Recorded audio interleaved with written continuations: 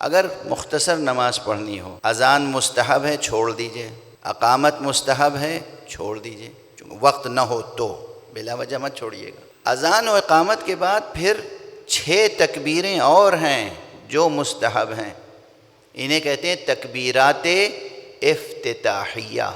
کیا کہتے ہیں؟ تکبیرات افتتاحیہ۔ پھر 7ویں تکبیر ہے جسے کہتے ہیں تکبیرۃ الاحرام۔ یہ 6 تکبیریں جو تکبیرات افتتاحیہ ہیں، ہر 2 تکبیر کے درمیان میں ایک دعا ہے۔ اگر صرف یہ 6 تکبیریں جو تکبیرۃ الاحرام سے پہلے ہیں، اور ان کے لیے اختیار ہے کہ تکبیرۃ الاحرام سے پہلے بھی کہہ سکتے ہیں اور تکبیرۃ الاحرام کے بعد بھی کہہ سکتے ہیں، یہ 6 تکبیریں ان کی دعاؤں کے ساتھ اگر پڑھیں تو کم سے کم 5 6 7 منٹ اس میں لگ جاتے ہیں۔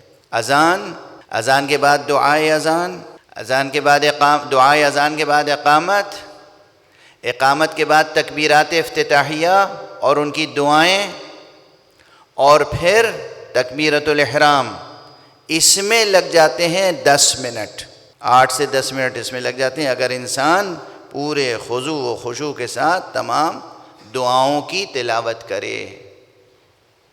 اب اس کے بعد سورہ پڑھیے، سورہ حمد۔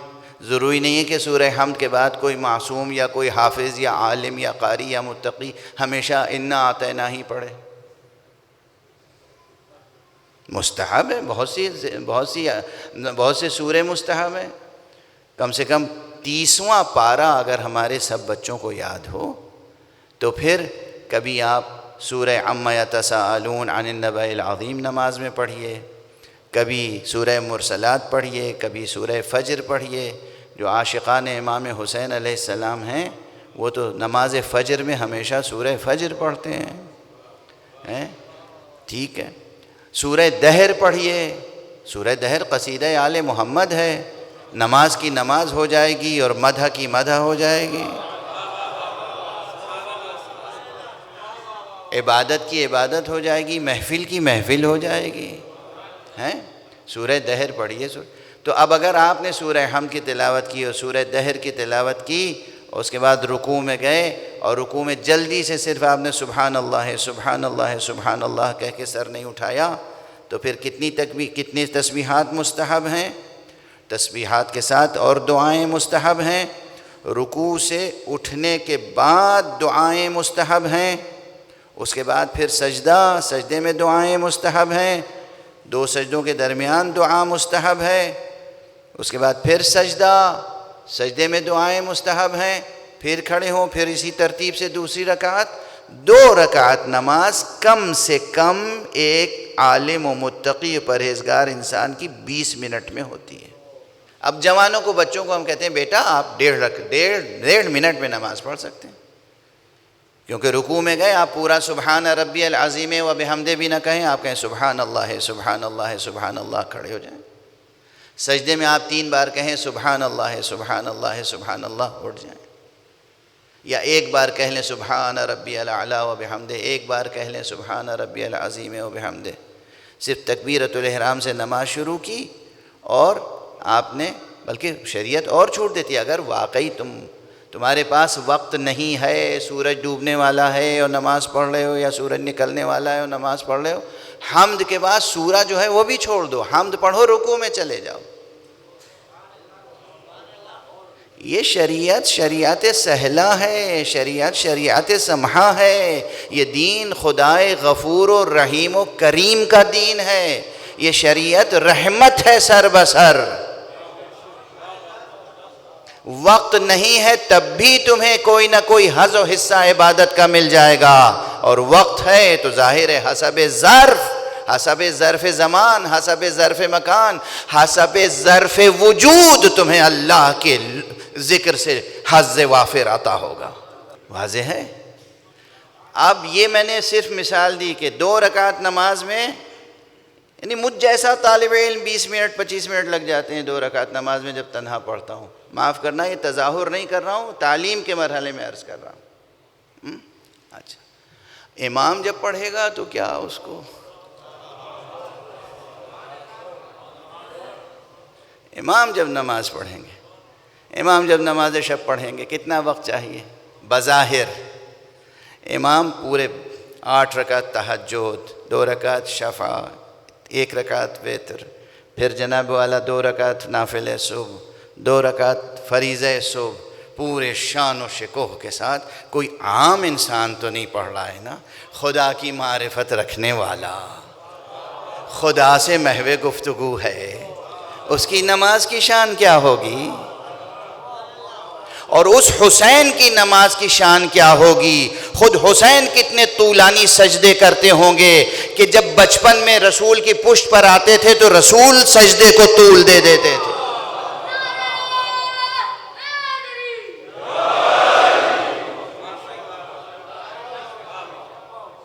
جس حسین کے خاطر سے رسول سجدے کو طول دے دیں، جماعت میں، تنہائی میں نہیں.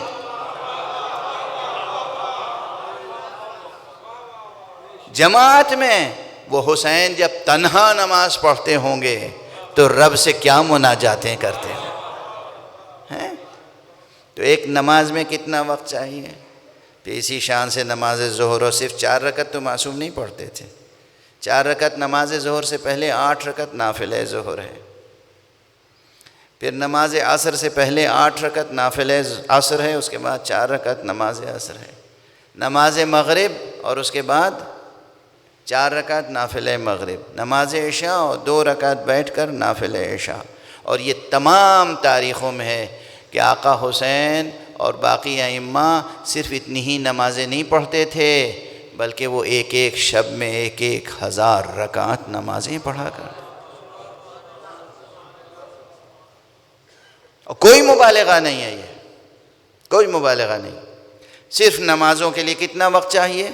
اگر ہم میں سے کوئی ایسی نمازیں پڑھے تو دنیا کا ہر کام چھوڑ کے ہر ایک سے بس یہی عذر کرے گا، بھئی میں نماز پڑھ رہا تھا، معاف کیجئے کام نہیں کر سکا، میں نماز پڑھ رہا تھا آفس نہیں آ سکا، میں نماز پڑھ رہا تھا وعدہ پورا نہیں کر سکا، میں نماز پڑھ رہا تھا یہ نہیں کر سکا، میں نماز پڑھ رہا تھا وہ نہیں کر سکا.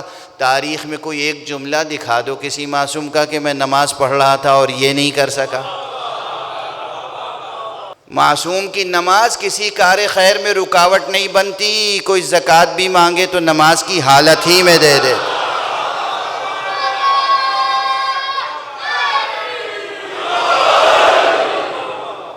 معصوم کی نماز، معصوم کی شان زندگی، معصوم کی شان بندگی. تو یہ تو صرف نمازوں کا حساب تھا. نماز کے بعد درس، ایک درس ہوتا تھا اجتماعی جس میں ہر ایک آگے شریک ہو سکتا تھا. جو مسجد نبوی میں داخل ہوا اس نے دیکھا آقا حسین کہاں ہیں، بیٹھ گیا درس میں. پھر بہت سے درس ہوتے تھے خصوصی، چونکہ ہر انسان ہر راز کو سمجھنے کے قابل نہیں ہوتا. تو بہت سے اصحاب کی تنہائیوں میں تربیت ہوتی تھی. پھر غلام خریدتے تھے، غلاموں کی تربیت کر کے آزاد کرتے تھے. کنیزیں خریدتے تھے، کنیزوں کی تربیت کر کے آزاد کرتے تھے. اپنے اہل و عیال کی تربیت کرتے تھے. اور اس کے بعد قد یمین. ہمارا کوئی امام ایسا نہیں ہے جو امت کے ٹکڑوں پر زندگی بسر کرتا ہو. حالانکہ یہ ترکیب بھی نازیبا تھی، مگر معافی کے تحت عرض کر رہا ہوں چونکہ بعض لوگوں کے ذہنوں میں یہ ہے کہ یہ خمس اور زکوٰۃ اور غنیمتیں آتی تھیں اور رسول اور ائمہ اہل بیت ان پر زندگی بسر کرتے تھے. نہیں نہیں، ایسا نہیں ہے. رسول ہو یا ائمہ اہل بیت اپنے قد یمین سے، ان کے باغات تھے، ان کے بزنس تھے، وقتاً فوقتاً تجارت کرتے تھے اور اپنے غلاموں کے ذریعے سے تجارت کرواتے تھے، جیسے جناب بی بی خدیجۃ الکبریٰ سلام اللہ علیہا.